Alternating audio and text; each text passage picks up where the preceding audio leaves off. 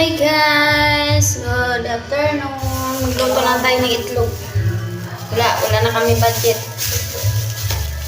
Prito lang ako ng itlog.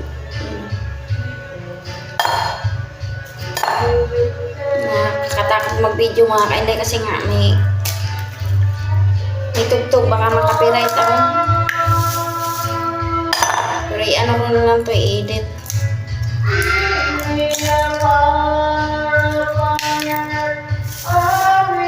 Ay, nag-video kayong kapitbahay.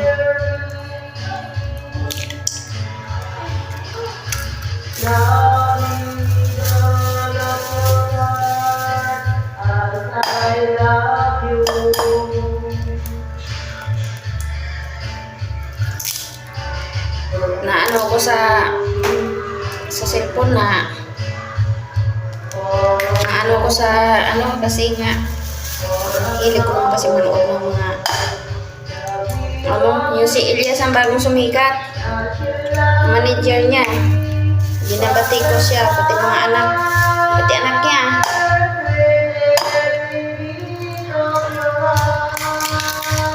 Tapos yung babae hindi man lang nagsalita, yung babae na inaakusahan.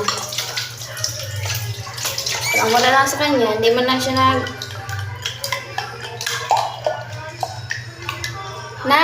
akin na nga ano na.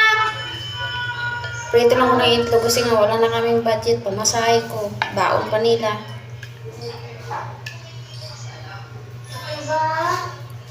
Magic sarap, andyan.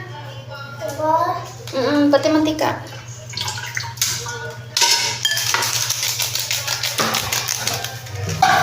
Hindi ako mga kainday. Ako na.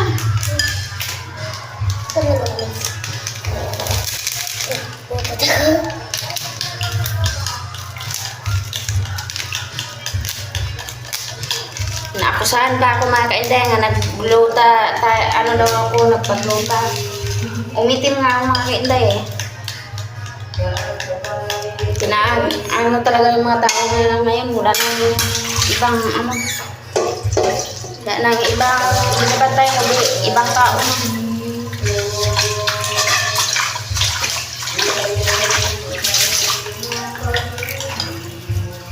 Maglilinis pa ako mga kainday.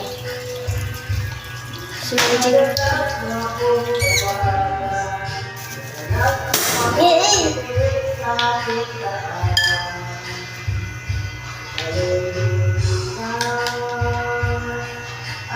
May lasa. Ito konti. Itlog at Kailangan pa na ito. Kapag lasa.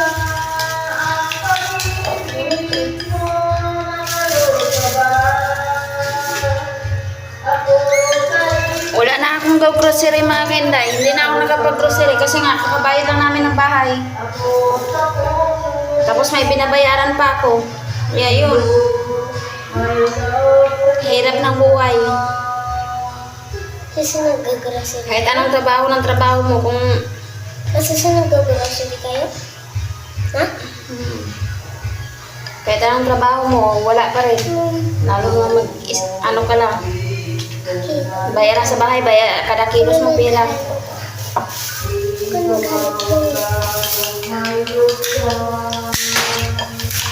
hindi nga gamitin yun, no?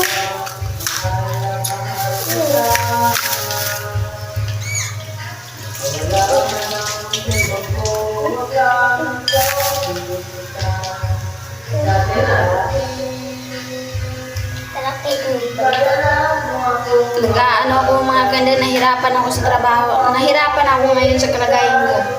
Kasi, ito siya, 12 ang pasok, 5 ang uwi. Yung ate niya, 12 din ang pasok, 6 ang uwi.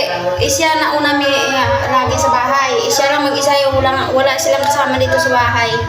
Kaya, sobrang hirap mga kainday. Hindi ako makapag-focus sa trabaho. Tapos, nawala pang, yung cellphone nila nasira. Ano sila kain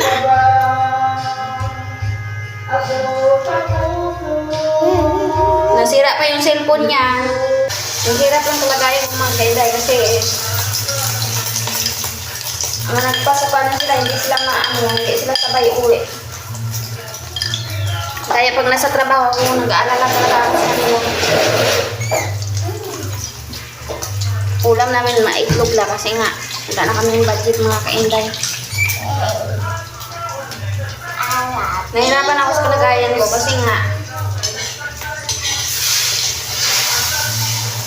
hindi sila sabay sa pag-uwi. Tapos uwi siya, 12 ang pasok nito. Ate niya, 12 din ang pasok. Kaso uwi ng ate niya, ano yun? Alis yun. 6 p.m. Siya lang na una lagi. Kaya minsan umiiyak siya dito sa bahay. Mag-isa lang yan uuwi. Wala kasi kami kasama dito sa bahay na wala kami sila kasama dito sa bahay. Sila lang. Kaya pag day off ko, dito na talaga ako sa bahay. Bahay, trabaho lang talaga ako. Pag di off ko yun, maano ko sila. Pero kung hindi ko rin sila maano kasi nga, sa trabaho ko, oras din pasok ko. Gabi na ako uwi. Hindi ako makapagtrabaho ng maayos ng mga kanday.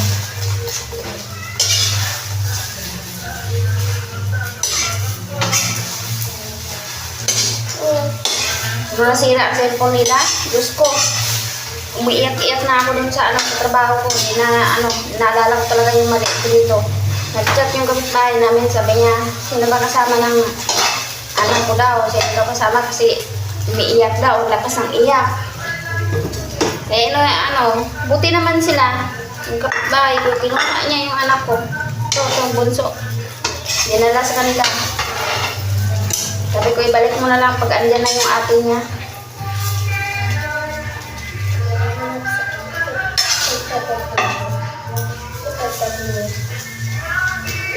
Sobrang hirap talaga pag alam mo, wala ka talagang pamilya dito sa Manila. At pamilya nga ako, wala naman pakialam. Kasi may trabaho din mga kapatid ko. Bakit natin ganun?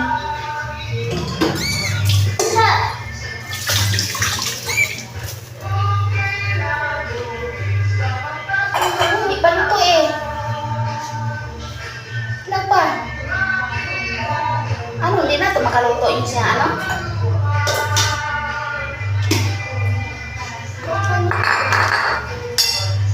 paluto ang kanin. Nagugutom na daw siya.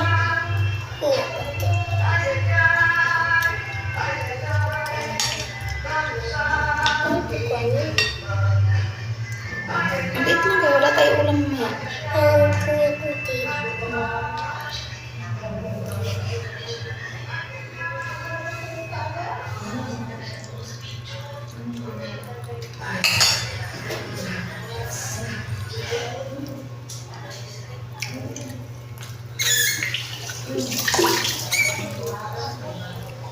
Kaya sobrang hirap pag mag-isa ka lang sa bahay.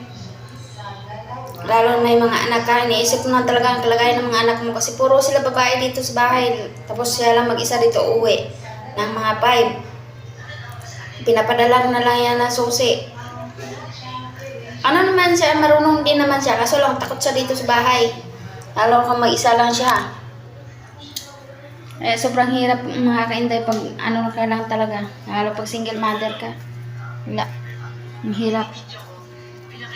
Kung pwede lang doble yung katawan mo para lang yung isa.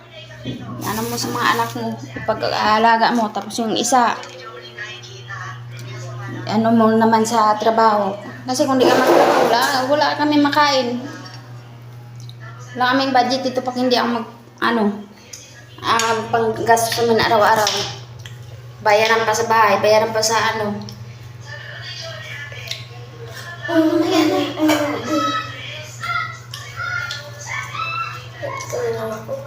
Parang hindi na makaluto yung sinae.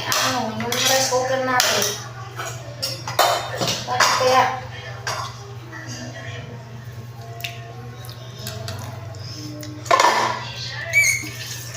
hirap pag single mother ka mga kainday.